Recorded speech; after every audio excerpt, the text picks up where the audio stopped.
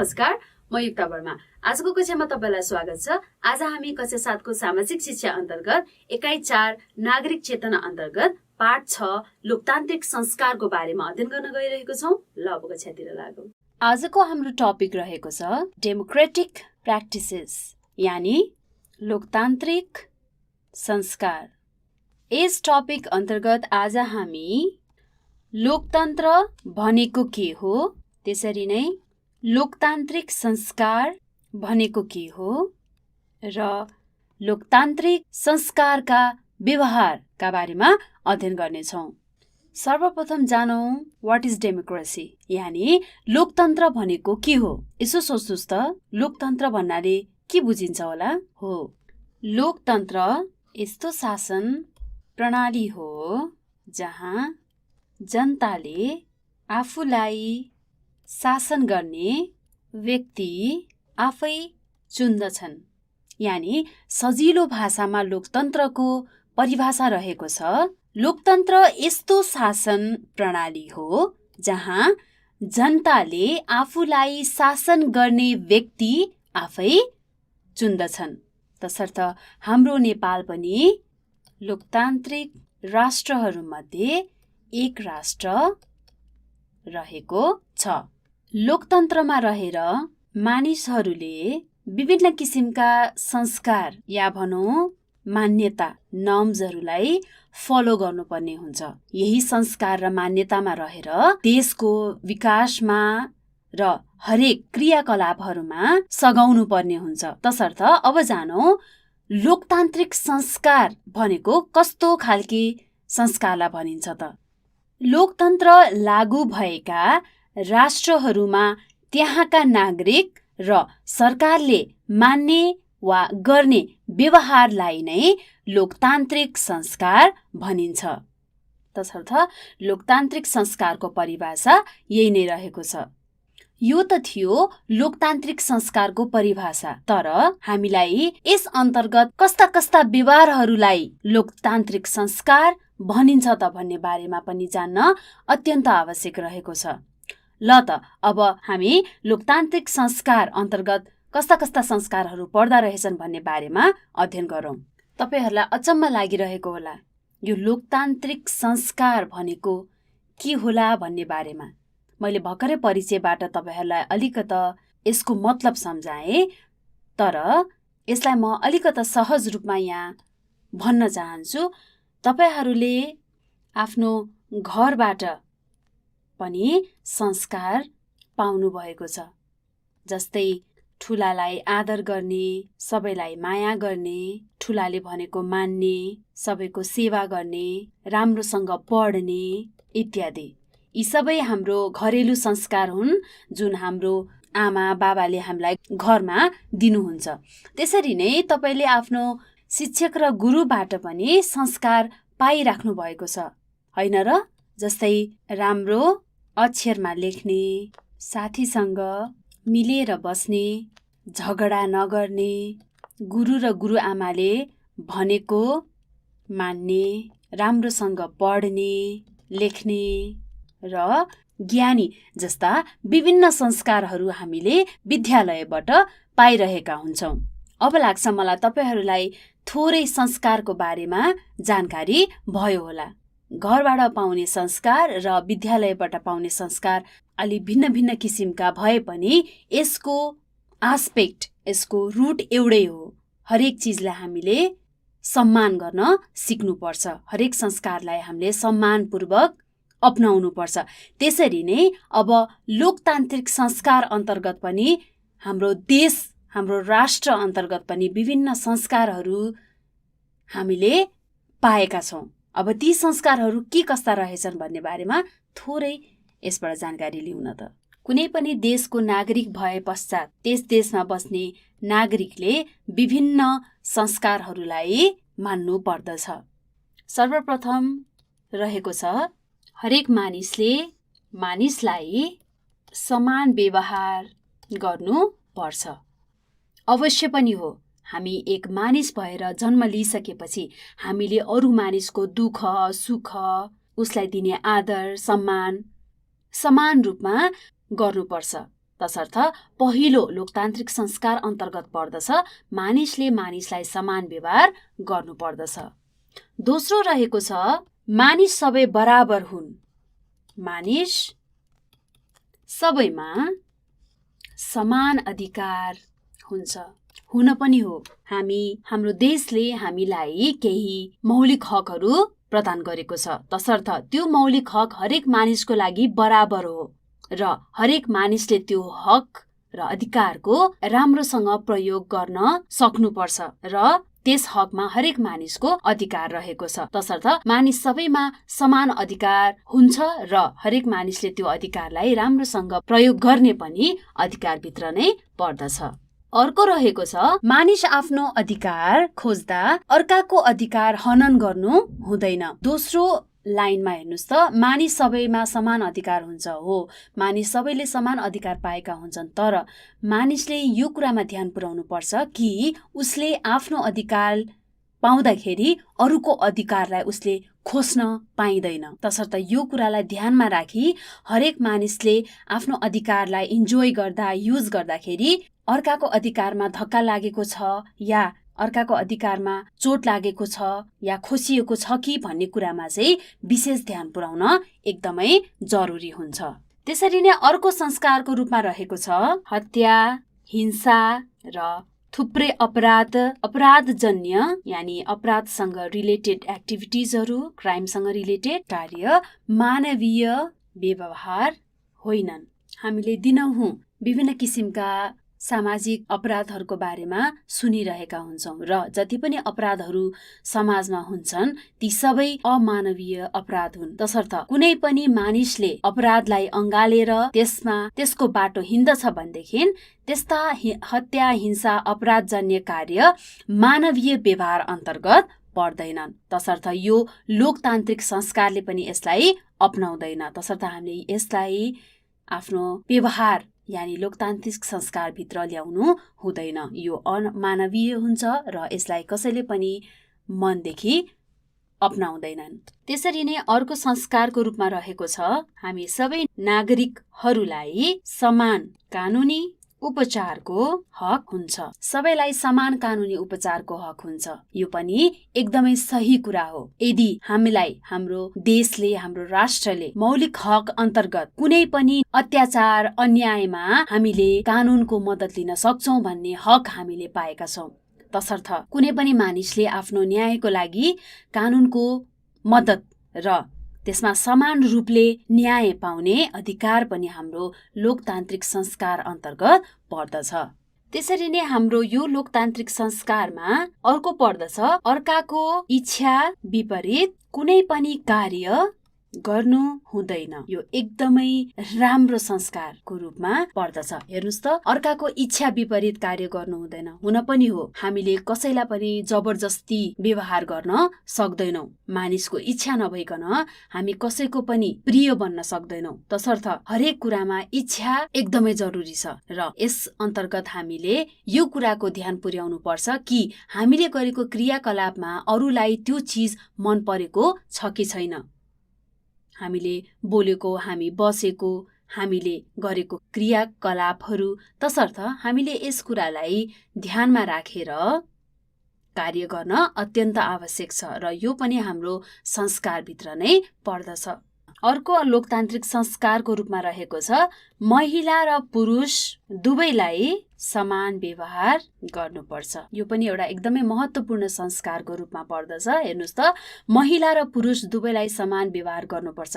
हामी हाम्रो देशमा अहिले धेरै जस्तो ठाउँहरूमा महिला र पुरुष दुवै हातमा हात मिलाएर काम गरिरहेको देख्न सक्छौं। हरेक अकुपेसनमा, हरेक जबमा हामी महिलालाई पनि पुरुष जति नै पार्टिसिपेट भएको हामी देख्न सक्छौं। तसर्थ हाम्रो लोकतान्त्रिक संस्कार अन्तर्गत महिला र पुरुष दुवैलाई समान व्यवहार गर्नुपर्छ भन्ने चीज लेखिएको छ र यसलाई हामी हरेक मानिसले र नागरिकले राम्रो तरिकाले यसलाई अपनाउनु पर्छ र यसलाई फलो गर्दै जानुपर्छ। त्यसरी नै अर्को रहेको छ हरेक व्यक्तिलाई बोल्ने, विचार राख्ने स्वतन्त्रता हुन्छ। हामी अहिले डेमोक्रेसीमा चलिरहेका छौं। तसर्थ लोकतन्त्र अन्तर्गत हरेक मानिसलाई बोल्ने, आफ्नो कुरा राख्ने पनि स्वतन्त्रता रहेको छ र यो हाम्रो लोकतान्त्रिक संस्कार अन्तर्गत पनि पर्दछ। तसर्थ सहअस्तित्व, शान्ति, मेलमिलाप र स्वाभिमान यी 4 हाम्रो लोकतान्त्रिक संस्कारका मेरुदण्ड रहेका मेरुदण्ड हुन्।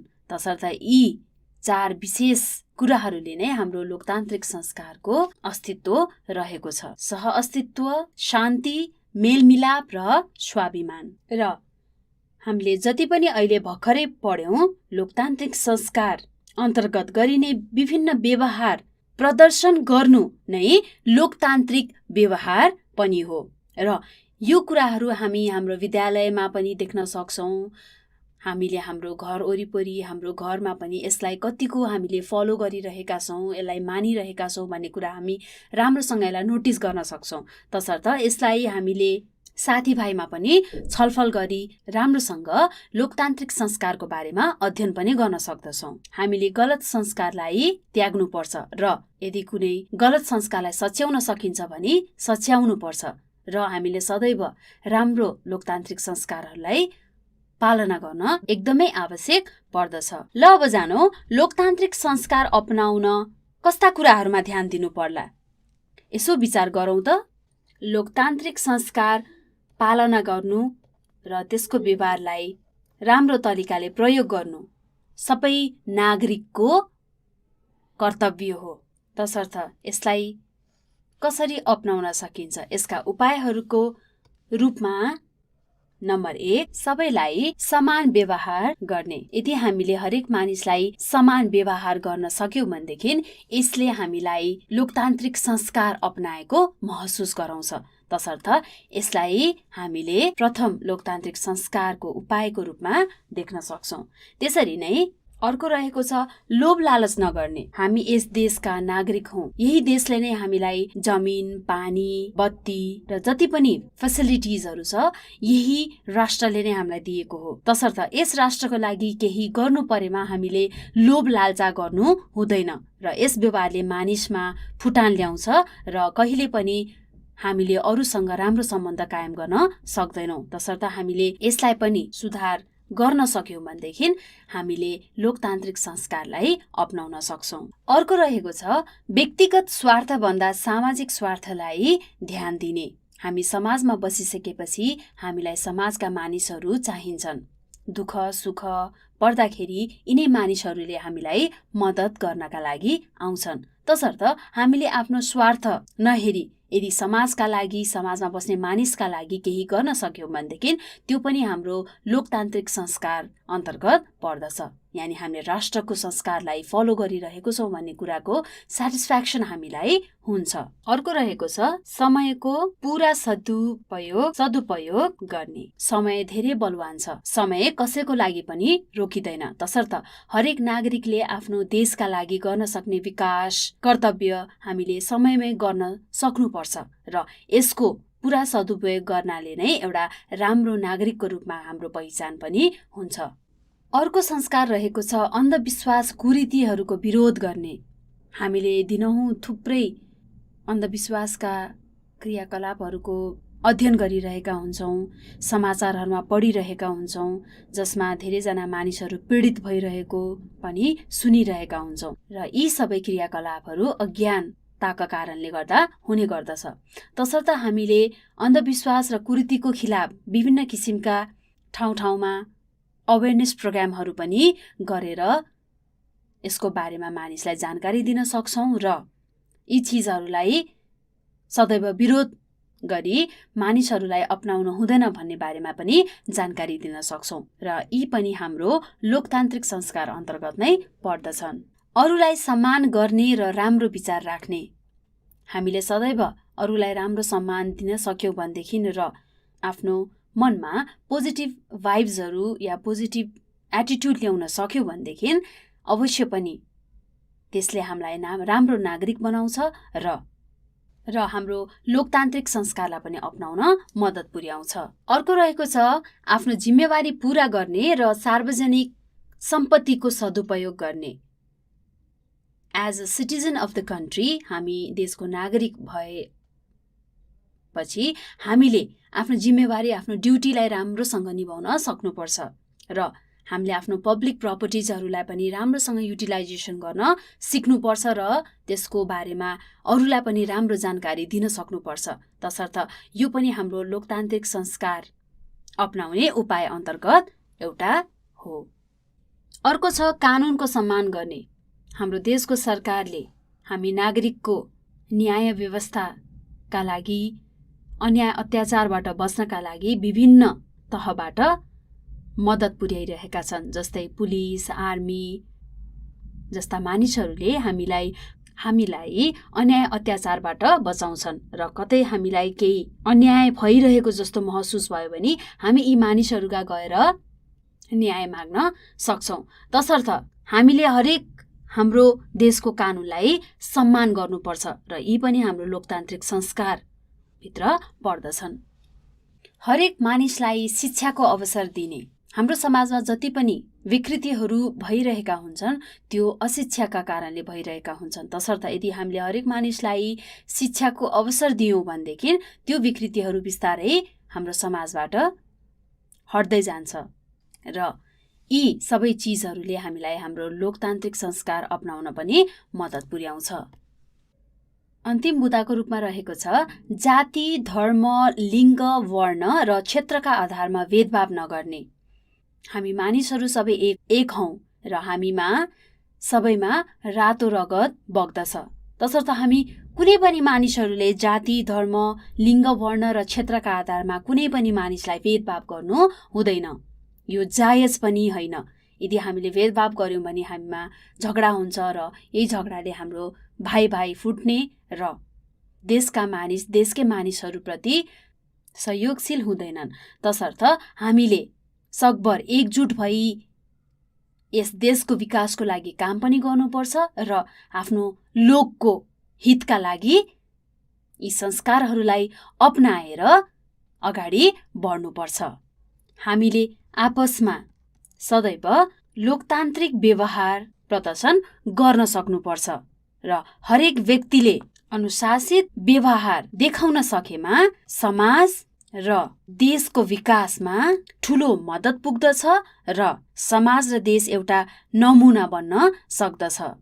हस्त आजको पाठको हामी अन्तिमतिर आइसकेका छौँ र यस पाठ अन्तर्गत आज हामीले लोकतन्त्र भनेको के हो, लोकतान्त्रिक संस्कार भनेको के हो र लोकतान्त्रिक संस्कारका व्यवहारहरूको बारेमा अध्ययन गर्यौँ। र जानुभन्दा अगाडि तपाईहरुका लागि मैले केही प्रश्नहरू ल्याएको छु जसलाई तपाईहरु गृह कार्यको रूपमा गर्न सक्नुहुनेछ। पहिलो प्रश्न रहेको छ लोकतान्त्रिक संस्कार भनेको के हो? दोस्रो प्रश्न रहेको छ लोकतान्त्रिक संस्कारका 5 वटा उदाहरण लेख्नुहोस् र तेस्रो प्रश्न रहेको छ लोकतान्त्रिक संस्कार अपनाउन के कुरामा ध्यान दिनुपर्छ बुदामा लेख्नुहोस्। हस्त आजको कक्षाबाट हामी बिदा हुन्छौं। तपाईहरुलाई यस टपिक अन्तर्गत केही प्रश्न, सल्लाह, सुझाव वा जिज्ञासा रहेमा हामीलाई हाम्रो ठेगानामा सम्पर्क गर्न सक्नुहुनेछ र हाम्रो ठेगाना रहेको छ learning@dearwork.edu.np। धन्यवाद।